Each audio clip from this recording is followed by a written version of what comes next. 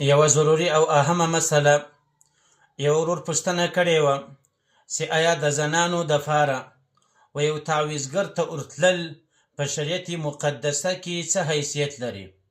نن په معاشره کې ډېرې زنانې د تعویز دپاره له هغه تعویزګر سره یوازې ناستې وي او هغه خپل مقصد او خپل حاجت ورته بیانوي. آیا په شریعت مقدسه کې د دې تعویزګر او د زنانې د ضرورت په وخت کې یا د تعویز په وخت کې یوازې په یوه خونه کې یو ځای کېدل څه حیثیت لري؟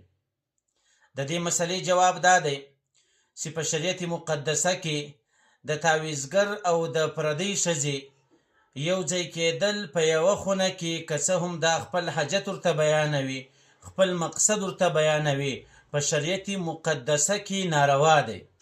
نن سبا په هغه کاروباري تعویزګرانو باندې دغه زنانې زیاتې سوي دي او هغه ټول ناجائز حاجات ورته بیانوي چې یا دې زما په خواشې څه وسي، یا دې زما په خسر څه وسي، یا زما پر سړي باندې ته ماته تعویز وکړه چې هغه دا سره وکړي. نو اکثره زنانې د جائز حاجت دپاره نه ورځي بلکې د ناجائز حاجاتو دپاره ورځي. هغه بیا په کور کې بې اتفاقي هم راولي او په کور کې خوشحالي ختمه سي. په شریعت مقدسه کې د پردۍ زنانې او د تعویزګر ملاقات په یوه کمره کې په هیڅ صورت باندې هم روا نه دی. لیکن نن په معاشره کې له تعویزانو څخه تجارت شروع سوی دی، له تعویزانو څخه کاروبار شروع سوی دی.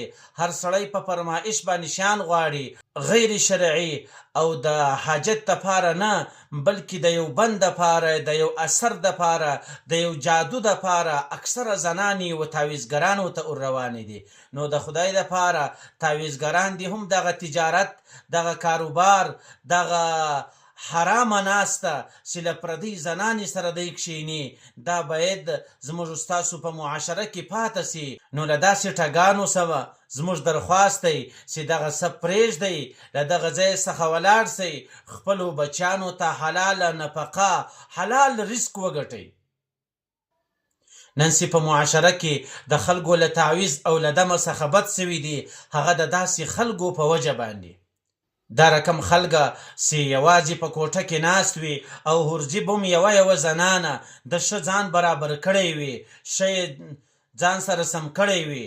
نو د خدای دپاره خپلې زنانې او خپل د کور بچان داسې ټګانو ته مه ورولئ چې بیا خلکو د قرآن کریم له آیاته څخه، له حدیثه څخه، له علماو سره، له طالبه څخه بد کیږي. ځکه داسې ټګان چې د طالب یا د ملا په جامه کې خلک وویني بیا خلکو ته ګر سره یو عالم هم خوند نه ورکوي، بیا خلکو ته د قرآن کریم آیات ته ور ولیکې بیا له هغه څخه هم خلک منکر وي ځکه پر دا رقم ټګانو باندې پیښ سوي وي. نو لہذا خپلې زنانې له داسې ټګانو څخه راوګرځوئ.